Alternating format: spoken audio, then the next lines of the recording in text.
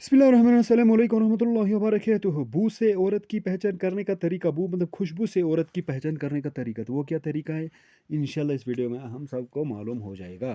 तो शुरू करते हैं। मछली की बू बंगाली औरत की निशानी है। और नंबर दो, मतलब मछली की बू जिस औरत से आती होगी वो बंगाली औरत है। और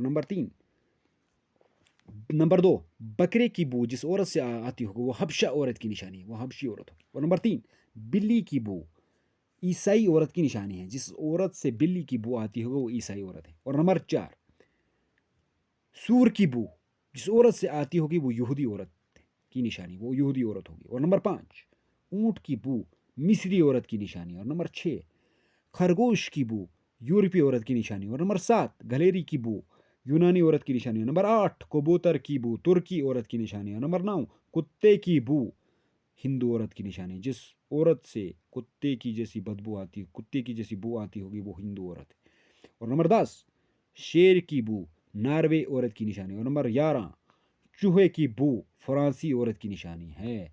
मज़ीद वीडियो देखने के लिए हमारे चैनल को ज़रूर सब्सक्राइब करें और शुक्रिया। और लाइक भी, चैनल वीडियो को लाइक भी करें और कमेंट में ज़रूर अपनी राय का इजहार भी करें। अल्लाह अपना ख्याल रखें। अल्लाह हाफ़िज़, जज़ाकल्लाह।